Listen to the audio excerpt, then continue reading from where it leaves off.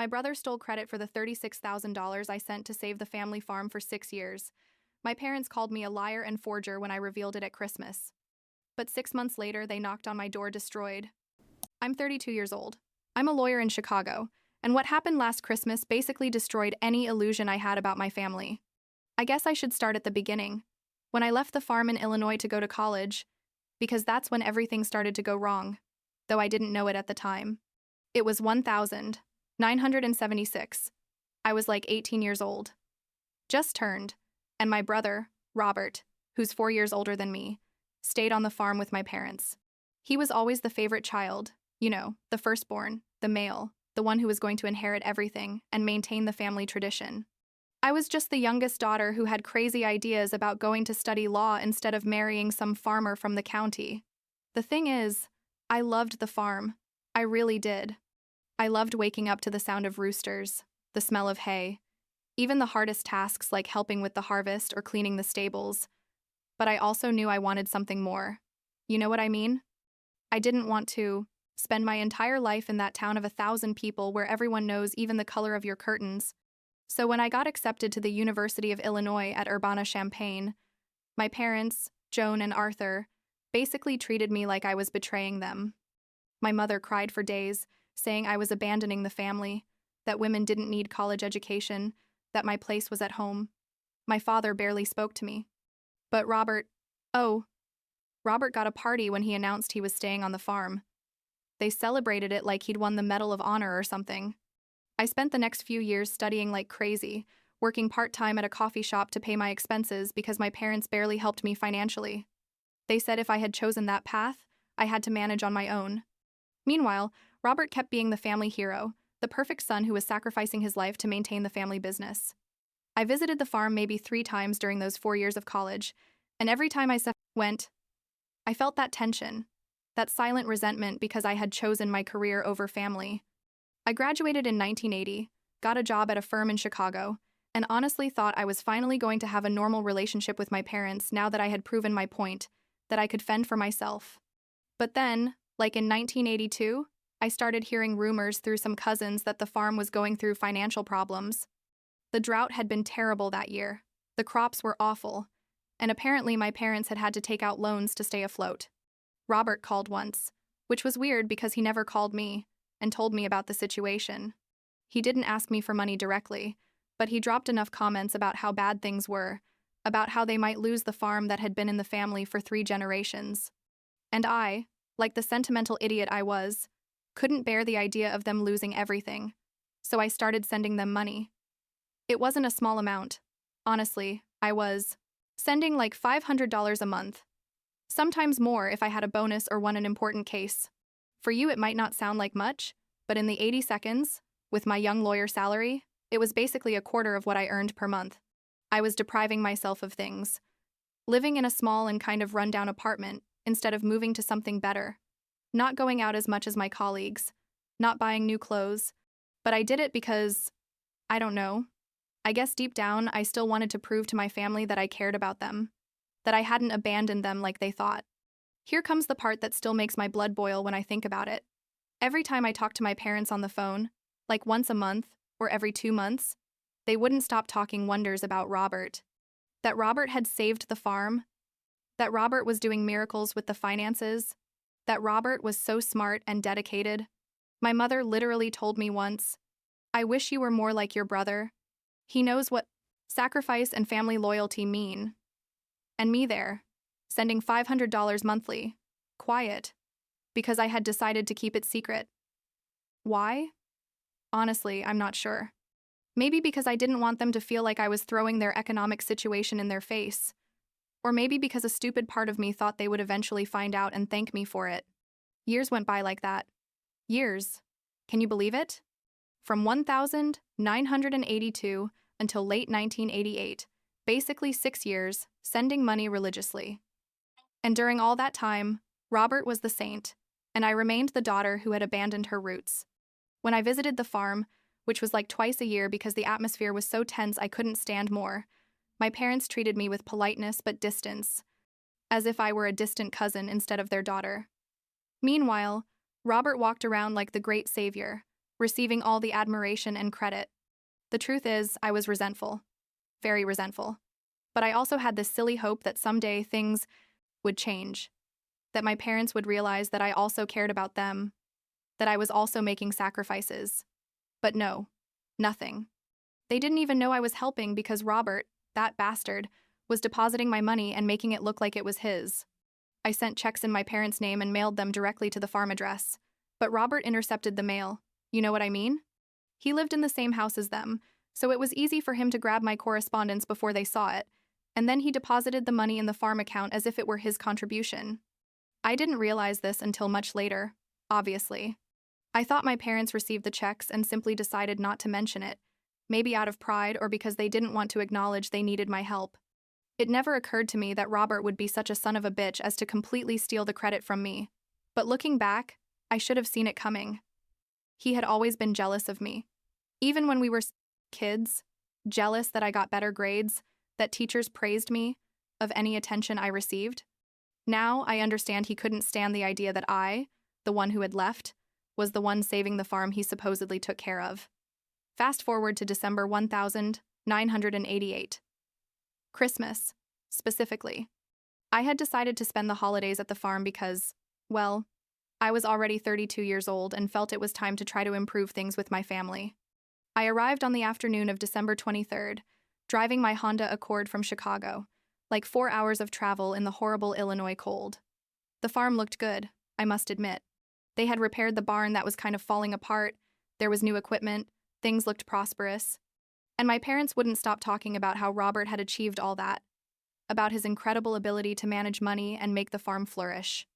During Christmas Eve dinner, while we ate the turkey my mother had prepared, Robert was sitting there like a peacock, accepting all the praise with that fake smile that I now realize was pure acting. My father, Arthur, raised his glass of wine and toasted to Robert, the man who saved our farm, the son we're so proud of. And something in me just exploded. I don't know if it was the wine, or the accumulation of years of frustration, or simply that I couldn't take the hypocrisy anymore, but suddenly I heard myself saying, well, maybe you should know that I've also been helping financially for the last 6 years. The silence that followed was like something from a movie, I swear. Everyone froze with forks halfway to their mouths. My mother looked at me as if I had said the greatest blasphemy in the world. Robert went pale. I literally saw the blood drain from his face. And my father, God.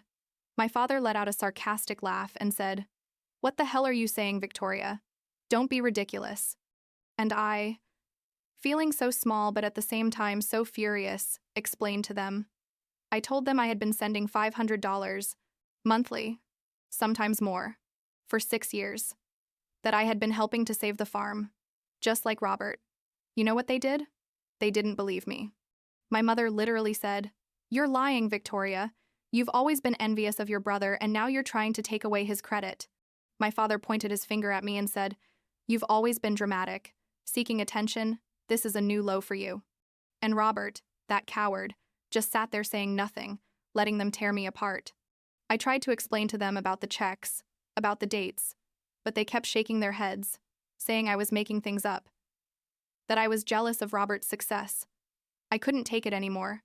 I got up from the table. My hands were shaking so much I had to lean them on the chair to keep from falling. And I told them, "You know what? I'm going to prove it to you." My mother yelled for me to sit down, that I was ruining Christmas, but I was already walking toward the door. I went up to my room, the same room from my childhood with those old band posters that don't even exist anymore, threw my things in the suitcase without any care, everything wrinkled and messy, and went down the stairs. It was like 11 at night at that point. My father tried to stop me, saying I couldn't leave on Christmas Eve, that I was being childish. But I just said, "I'll be back with proof. You'll see." I drove back to Chicago that night. 4 hours on dark and half-frozen roads, crying half the way because I couldn't believe my own family had called me a liar without even considering I might be telling the truth. It was Christmas morning when I got to my apartment, like at 3 a.m., and I couldn't sleep at all. I stayed awake waiting for the bank to open.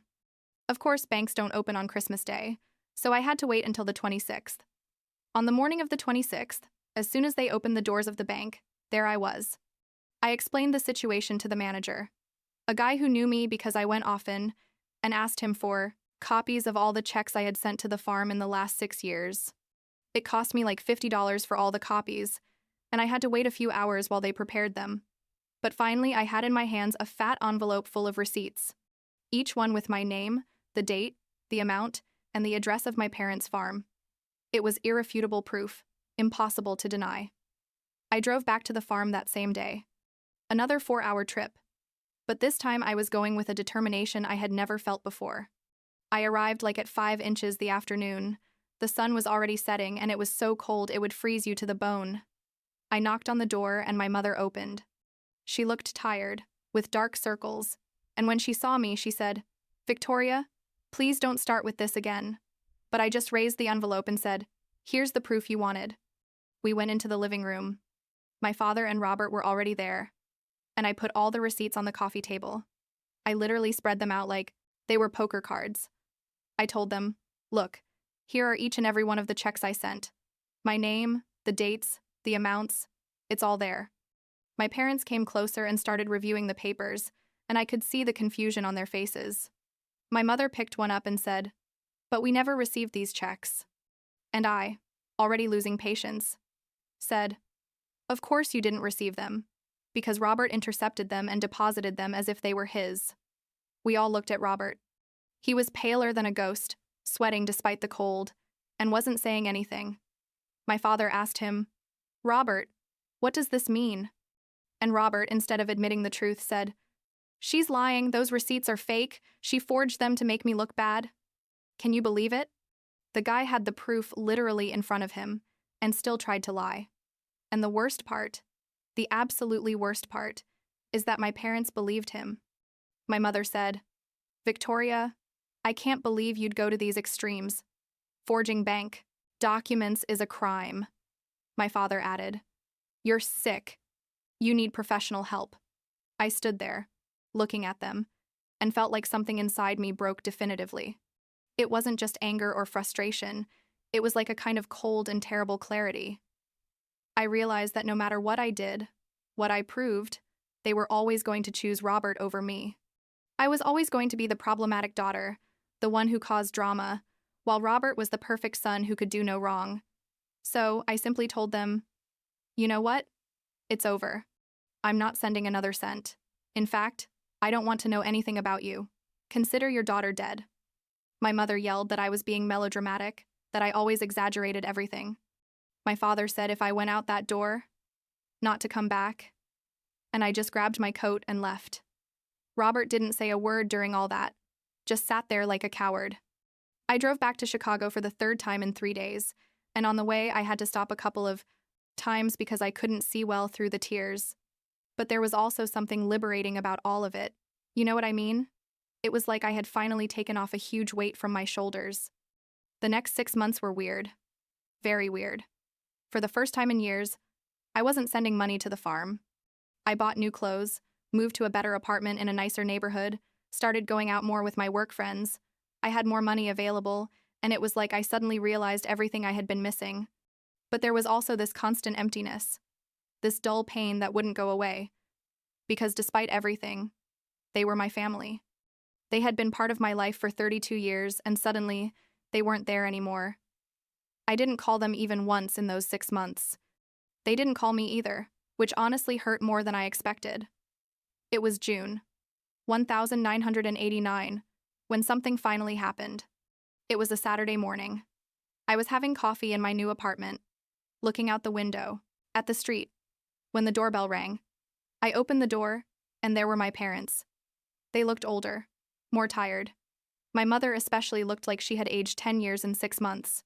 My father was the first to speak. He said, "Victoria, we need to talk." I let them in, more out of shock than anything else, and we sat in my living room.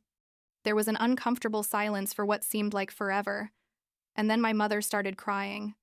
Not a delicate cry, but those heavy sobs that shake your whole body. And through tears she said, "You were right. You were right about everything."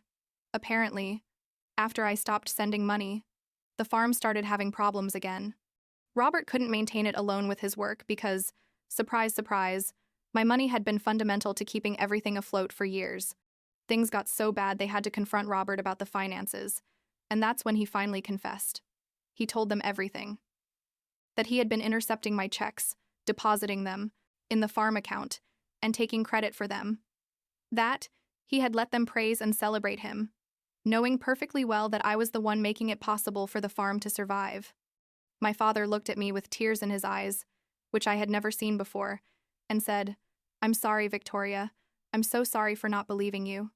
My mother took my hands and repeated the same thing, that they were so sorry for calling me a liar, for accusing me of forging documents, for not being there for me when I needed them. And I, who had waited for that moment of vindication for so long, felt empty. I didn't feel the satisfaction I thought I would feel. I just asked them, "Where's Robert? Why didn't he come to apologize himself?" My parents looked at each other, uncomfortable, and my father said, "He's very ashamed. He didn't dare to come." And that's when I exploded again. I told them, "So you really don't understand anything, do you? You didn't come to really apologize. You came because the farm is bad, and you probably hope I'll go back to helping financially. And the worst part is you didn't even bring Robert so he could look me in the eyes and admit what he did." My mother tried to say it wasn't like that they genuinely wanted to repair things, but I didn't believe them anymore. I told them to leave, that I needed time to think. They left, but I could see they were devastated. And honestly, part of me felt bad for them. But another part, the part that had suffered for years because of their blind favoritism, thought they deserved it. A week later, there was a knock on my apartment door again. This time it was Robert. Alone. He looked terrible. He had lost weight, had dark circles, and could barely look me in the eyes. I told him, "What do you want, Robert?" And he, with a broken voice, said, "I came to apologize." I told him to come in, mostly because the neighbors were starting to peek out, and we sat in the living room, as far apart from each other as possible. Robert started talking and couldn't stop crying. He told me he knew there was no excuse for what he did, that he had been cowardly and selfish, that he couldn't stand the idea that I, the younger sister who had left, was more successful and more capable than him. He confessed that he had always felt our parents expected more from him for being the oldest son and male, and that when I started sending money, instead of feeling grateful, he felt like he was being humiliated. So he decided to take the credit to prove he was valuable, that he could be the son our parents wanted. He said, "I was an idiot, Victoria. I destroyed your relationship with our parents out of pure selfishness, and I understand if you never forgive me." He was crying so much he could barely talk, and part of me wanted to comfort him because he was my brother. You know, we grew up together. We shared a childhood. But another part was still furious, because nothing he said was going to give back those 6 years of being treated like the black sheep of the family while he swam in undeserved praise. I told him, "Robert, I appreciate that you came and that you're finally being honest, but I don't know if I can forgive you right now. Maybe someday, but not today." He nodded, said he understood, and left. And after he left, I sat there in my silent apartment and cried for the first time in months. I don't know why I cried exactly. Maybe for all the lost time, or for the dysfunctional family we have, or simply because I was tired of this whole situation. Things have changed since then, but slowly. My parents stopped blindly protecting Robert and started treating us more equally. Robert is in therapy, which I never thought I'd see, trying to work through his self-esteem and jealousy issues. The farm is still struggling because obviously I didn't go back to sending money, and honestly, I don't know if I ever will. Maybe when there's really trust again, but that's going to take years. I talk to my parents on the phone now, like once every 2 weeks. The conversations are awkward and forced most of the time, but at least they're trying. My mother called me last week to ask me about a case I was working on, and it was the first time she showed genuine interest in my career. It was weird, but good. With Robert, things are more complicated. I see him maybe once every 2 months, always on neutral territory like a cafe in Chicago, and the conversations are tense. He keeps apologizing every time we see each other, and I still don't know exactly how to process everything. I don't know if we're ever going to be a normal family again, if we ever were one. But I guess we're trying, and that's something. Last week, my father asked me if I was going to go to the farm for Thanksgiving. I told him maybe, that I'd think about it. And that's all I can give right now. Maybe it's enough, or maybe it's not. Only time will tell.